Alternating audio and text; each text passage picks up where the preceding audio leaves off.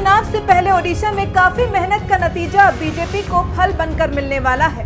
ये हम नहीं कह रहे हैं, सर्वे की माने तो 2 दशक से सत्ता पर काबिज बीजू जनता दल इस बार सत्ता की लड़ाई हारती हुई दिख रही है और ओडिशा की जनता पर बीजेपी और मोदी छाने लगे हैं और ओडिशा की जनता का रुख बदलना बीजेपी को हल्के हवा के झोंकों की तरह खुशी पहुंचा रहा है और ये सब मोदी की नीति, कड़ी मेहनत और बीजेपी अध्यक्ष की कुशल रणनीति का नतीजा है जो आज ओडिशा में दिख रहा है। और ये हम नहीं कह रहे हैं, ये ओडिशा की जनता का रुझान है।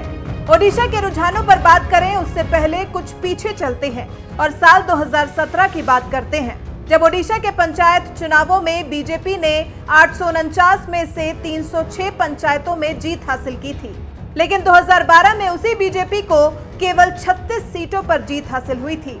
और अब करीब 2 साल बाद जब प्रदेश की लोकसभा की 21 और विधानसभा की 147 सीटों के लिए चुनाव हो रहे हैं, अगर पंचायत चुनाव के परिणाम पर गौर करें तो विधानसभा और लोकसभा के भावी नतीजों का अंदाजा लगाया जा सकता है।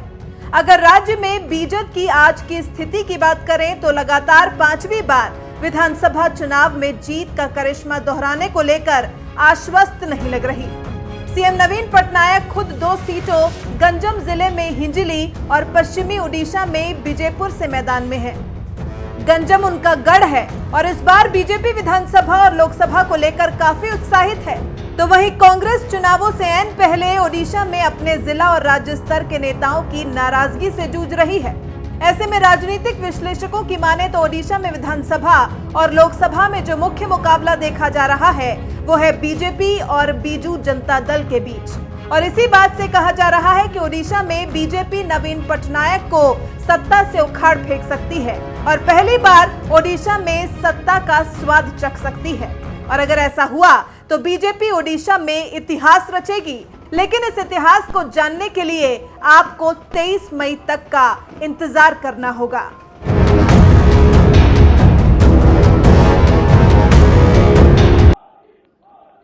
भारतीय जनता पार्टी के राष्ट्रीय अध्यक्ष जी, मंच पर विराजमान पार्टी के सभी वरिष्ठ नेतागण और मीडिया के सब साथियों, सबसे पहले तो हमारे पूर्व के वक्ताओं ने जो बातें रखी है उस सब के नीचे मैं अपना सिग्नेचर कर देता हूं।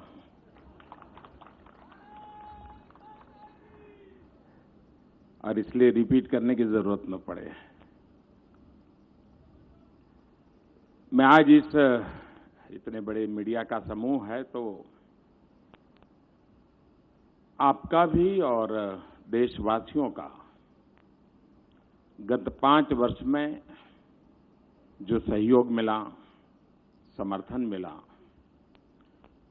और ये जन सहयोग का ही कारण है कि हम इस कार्य को सफलतापूर्वक कर पाए। और इसके लिए मैं देशवासियों का, आप सबका हृदय से बहुत बहुत आभार व्यक्त करता हूं।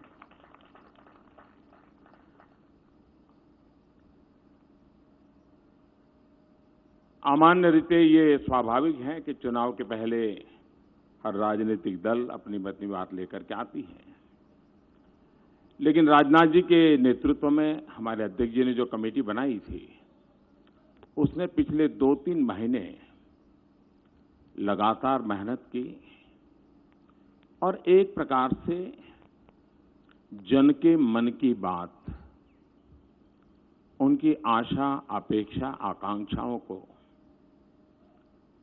सुनना, समझना और एक डॉक्यूमेंट में भले सब कुछ ना आ जाए लेकिन उसकी मूलभूत बातों को पकड़ करके आगे चलने का ये जो मेहनत की है इस टीम ने, मैं इस टीम को हृदय से बहुत बहुत बधाई देता हूं। शायद हिंदुस्तान में पहली बार इतनी बड़ी मात्रा में सरकार किन बातों को लेकर के आगे काम करे, जनता को इतनी बड़ी मात्रा में विचार विमर्श हुआ है, ये हिंदुस्तान के इतिहास में पहली बार हुआ है। और ये लोकतंत्र का ट्रू स्पिरिट है और उसको हमने आगे बढ़ाने का प्रयास किया है। आपने देखा होगा कि मैनिफेस्टो में 3 प्रमुख बातों का उल्लेख किया गया है।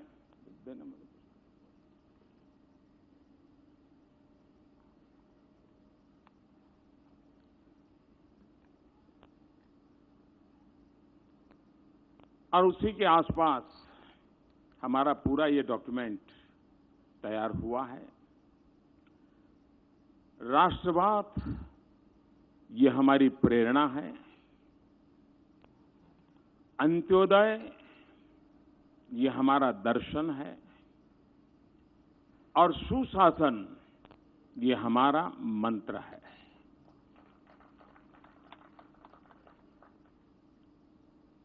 इस पूरी रचना जो है उसमें एक आमतौर पर ये मैनिफेस्टो 2024 के लिए है, लेकिन देश की जनता हमारा हिसाब ढंग से मांग सके, इसलिए पहली बार हमने साहस किया है कि इंटरिम भी हमारा हिसाब लिया जाए और वो है 2022 आजादी के 75 साल होंगे, तब तक हमने देश के महापुरुषों ने जिन सपनों को लेकर के आजादी का जंग किया था, आजादी के लिए बलिदान दिए थे, जब आजादी के 75 साल होंगे तब हम उनके सपनों का भारत समर्पित करने की दिशा में कुछ अहम काम कर लें, पूरा कर लें। इस उद्देश्य से 75 वर्ष 75 लक्ष्य ये हमने तय किए हैं। 75 निश्चित कदम हमने तय किए हैं। ये अपने आप में टाइम बाउंड, वेल डिफाइंड शायद ही कोई घोषणा पत्र में या संकल्प पत्र में आप पहली बार देख पाते होंगे। उसी साथ साथ हम जब इस मैनिफेस्टो को लेकर के आए हैं तो साफ है हमारे मन में वन मिशन, वन डायरेक्शन।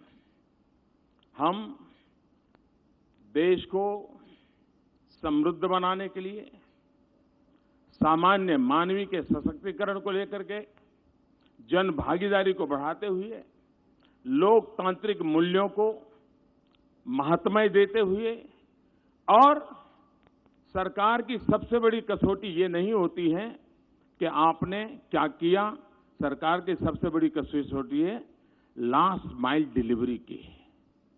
और इसलिए वन मिशन वन डायरेक्शन लेकर के हम आगे बढ़ना का हमारा निर्धारित मंत्र है। उसी प्रकार से हमारे समाज में विविधताएं हैं,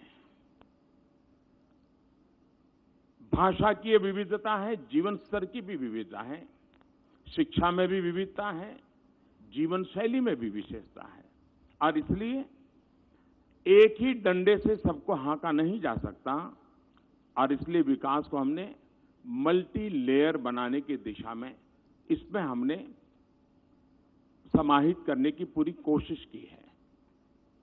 गांव हो, शहर हो, अगड़ा हो, पिछड़ा हो, दलित हो, पीड़ित हो, शोषित हो, वंचित हो, आदिवासी हो, पुरुष हो, महिला हो, नौजवान हो, सीनियर सिटीजन हो, हर एक को एक प्रकार से मल्टी लेयर हमने इसकी सबको एड्रेस करने की कोशिश की है। दूसरा हमने प्रयास किया है मल्टी डायमेंशनल। जैसी जहां आवश्यकता उस प्रकार से हम आगे बढ़ना चाहते हैं। एक ही खांचे में, एक ही सांचे में, एक ही ढांचे में चीजों को समाहित करके हम परिणाम नहीं ला सकते हैं। राजनीति चल सकती है, लेकिन देश नीति चलाने के लिए, देश को आगे बढ़ाने के लिए हमने मल्टी डायमेंशनल लेवल पे काम करना होता है। उसको हमने इसमें लेने का पूरा प्रयास किया है। अब जैसे उदाहरण के लिए, आने वाले दिनों में भारत के सामने जो कुछ कठिनाइयां नजर आ रही है, जैसे पानी, खास करके मैं आज जब तमिलनाडु की गहराई में जाता हूं तो ध्यान में आता है कि आने वाले दिन कितने संकट वाले जा सकते हैं। राजस्थान, गुजरात जैसे प्रदेश सदियों से पानी के अभाव में जिए हैं, उन्होंने अपने रास्ते खोजे हैं। लेकिन आज भी देश के कई प्रदेश हैं, उनके लिए भारत सरकार ने गंभीरता से सोच करके समस्याओं का समाधान करना होगा और एक लंबी योजना से करना होगा। और इसलिए हमने सोचा है कि देश में पहली बार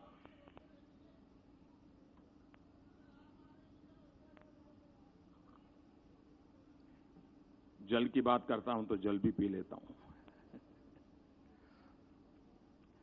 हम एक अलग जल शक्ति मंत्रालय बनाएंगे।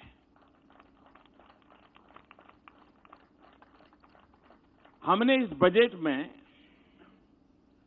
मछुआरों के लिए, और कोस्टल एरिया में ही मछुआरे भाई बहन ऐसा नहीं है, हमारे देश की नदी तट की संस्कृति में मछुआरे एक बहुत बड़ी इकोनॉमिकल एक्टिविटी का माध्यम रहे हैं। और इसलिए हमने इस बजट में मछुआरों के लिए एक अलग मंत्रालय की बात बजट में कही थी। हम आने वाले दिनों में जल शक्ति एक अलग मंत्रालय बनाएंगे। नदियों का ऑप्टिमम यूटिलाइजेशन पानी का कैसे हो। कोई हैंडपंप लगाए और चुनाव जीत जाते थे, वो एक जमाना था। लेकिन अब माताओं बहनों को पानी की दिक्कत से मुक्त करके नल से जल कैसे पहुंचाए, इस पर हम काम करना चाहते हैं। हम पानी के संबंध में एक स्पेशल टास्क फोर्स, एक मिशन मोड में रचना करके उसका हम एक बहुत बड़ा बल देकर के काम करना चाहते हैं। और खास करके मैं तो तमिलनाडु के लोगों से मिला था, ये विचार हमारे मन में कई छोटे छोटे इलाकों से दूर सुदूर लोगों ने हमें जो मन की बात भेजी इसमें आया है, और उसको लेकर के हमने इसका महात्म्य समझा है और उसको हम आगे ले जाना चाहते हैं। हम लोगों ने 2014 से 2019 हमारे सारे कामों को देखेंगे। ये बात सही है कि कोई भी सरकार होती है, बहुत लोगों को बुरा लगता है क्योंकि उससे कुछ लोगों के जो मूल एजेंडा है उसको तकलीफ होती है। लेकिन ये सही है कि गई बती हुई सरकार और हमारी सरकार का मूल्यांकन तथ्यों के आधार पर होना चाहिए। और 2014 से 19 अगर एक शब्द में कहना है तो हमारे सभी कार्यों की रचना के मूल में सामान्य मानवीय की जो आवश्यकता है उसको एड्रेस करें। हमारे सारे कामों को उसको हमने बल दिया। लेकिन देश जिस उमंग और उत्साह के साथ, सपनों के साथ चल पड़ा है, जो काम 50, 55, 60 के कालखंड में होना चाहिए था, वो मुझे 2014 से 19 के बीच में करना पड़ा है।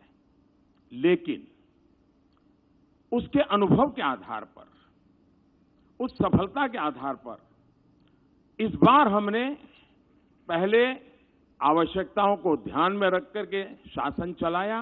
अब सामान्य मानवीय की आकांक्षाओं को लेकर के हम क्या कर सकते हैं उसको घोषणा पत्र में लेके आए।